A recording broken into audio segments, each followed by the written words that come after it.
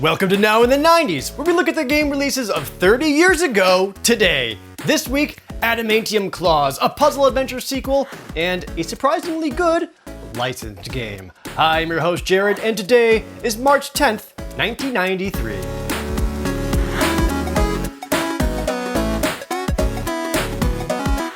Hot off the heels of the still awesome cartoon released on March 8th, 1993 for the Sega Genesis, was X-Men. Hear the sound razor-sharp adamantium claws make when they extract their revenge.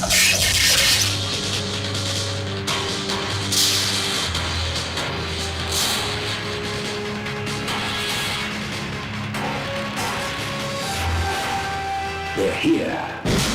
Marvel's X-Men on Sega Genesis.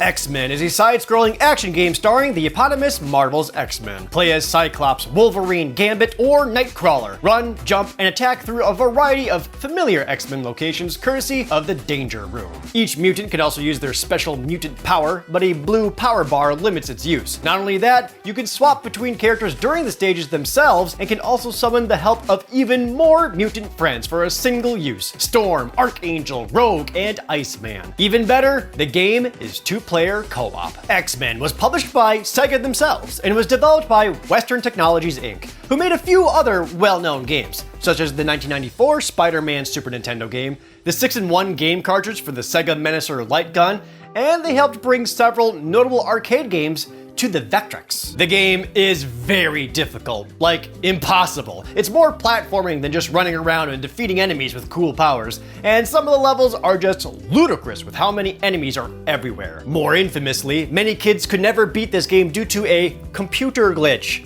During the game, a virus in the Danger Room's computer causes the game to crash. It states that the system reset requires a code key. That code key is the actual reset button on your Sega Genesis. With most of the game loaded onto the console's RAM, a quick reset allows you to progress through the game. However, if you held the reset button for even more than an instant, it wouldn't work and you would just reset the game back to the beginning. Now, in the 90s, no one could figure this out. It was thanks to schoolyard information sharing and gaming magazines that kids even began to learn the secret of getting past that weird screen. Even with that, this is one of those Genesis games that made me and my fellow Super Nintendo kids super jealous. Reviews of the time were a bit more divided. GamePro magazine gave it high remarks all around, but Electronic Gaming Monthly pointed out its mediocre gameplay and its awful sound. Plus, let's be real, it's nowhere near as good as its sequel, X-Men 2: The Clone Wars. Speaking of sequels, spiritual successors are close enough. Released this week 30 years ago, was Equinox for the Super Nintendo. Equinox is an isometric puzzle adventure game. Collect items, weapons, and magic to defeat numerous enemies while seeking out the 12 orbs to summon the dungeon's boss. There are 8 dungeons in total and an overworld allowing you to travel between them. You do have a life meter, but taking a single hit causes death and essentially resets the room. Equinox was developed by Software Creations, who is also known for making previous games like Spider-Man and the X-Men in Arcade's Revenge, but also that NES Silver Surfer game. But also, they would eventually make Spider-Man and Venom Separation Anxiety. However, they were also the first non-Japanese developer to receive a Super Nintendo development kit. They made Equinox to be a sequel of sorts to one of their previous games, Solstice for the NES, which was released in 1990. One of the major changes was that Solstice had a lot of puzzle elements in it, whereas Equinox leaned more into the action side of it. Solstice was also a very popular NES game, so a sequel coming out warranted a fair amount of attention. Electronic Gaming Monthly gave a full-page preview in early 1992, which also allows some differences to be noted. The main character used to have blue hair, a bright purple vest, and red pants. In the final version, he has green hair with a turban, no vents, green pants, and is absolutely shredded. In an interview with Game Fan magazine in April 1994, some of the programming team talked about some of the programming challenges when making Equinox. The isometric perspective took more processing power than you would think, so much so that they couldn't even have shadows everywhere to help with platforming. The game was essentially finished in the fall of 1992, but it took them a few extra months just to get it working properly for a US SNES release. And it's a good thing they did because people liked it a lot. GamePro magazine awarded it with perfect scores, and Electronic Gaming Monthly nominated it for the Adventure RPG Game of the Year 1993 award. More than a port, less than a sequel, released this week in 1993 for the Sega CD, was The Terminator. The Terminator is a run-and-gun game based on the movie of the same name. Run, jump, and shoot tons of evil robots of the future. Find weapon upgrades, throw grenades, and travel into the past to also shoot down the street thugs of the late 80s. Go through several levels that vaguely follows the plot of the movie. Terminator for the Sega CD, surprisingly, is not a CD port of the same Sega Genesis game with some new CD quality music and crappy FMVs. It's essentially the Genesis game completely redone. Familiar gameplay, but all new graphics, all new music, all new levels. In fact, the original Genesis version was developed in a very short time frame and had many things cut to fit the development time. It's suggested that the Sega CD Terminator game is based off of all of that lost content, and then some. The CD allowed for some incredible music, which was done by famed composer Tommy Tallarico.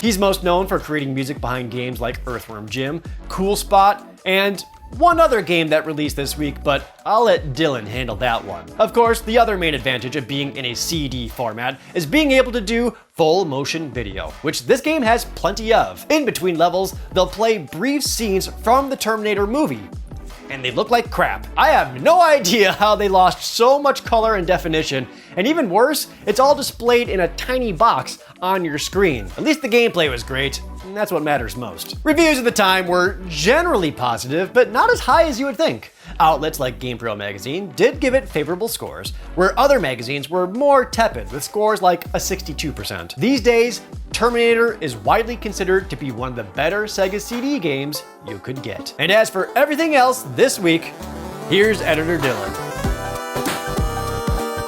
Tecmo Super NBA Basketball released this week to a resounding meh from most review outlets at the time. So if this was a game near and dear to you, get mad at them, not me. The Outrun series looks to the far-off future with Outrun 2019, when cars can go so fast they almost break the sound barrier. Honestly, it's no different than previous Outrun games. You could still choose alternate paths to spice up each race, and it's still fun. Super Conflict the Mideast for the SNES is a hex-based strategy game. Since this genre is out of my wheelhouse, just from the turn-based interactions and presentation, my gut reaction made me think Advanced Wars, only less cartoony. Let me know if I'm way off track. Metal Masters on the Game Boy is essentially Rock'em Sock'em robots. Upgrade your Ed 209 to compete in BattleBots. Kinda simple, but it's a novel idea, which is the perfect segue to our biggest gainer of the week, Color a Dinosaur for the NES. This is not a video game. It's just a crappy art program capable of showing a whopping 3 colors at once. 16 goofy looking dinos to choose from, no way to alter the illustrations at all. Also, the same guy who made this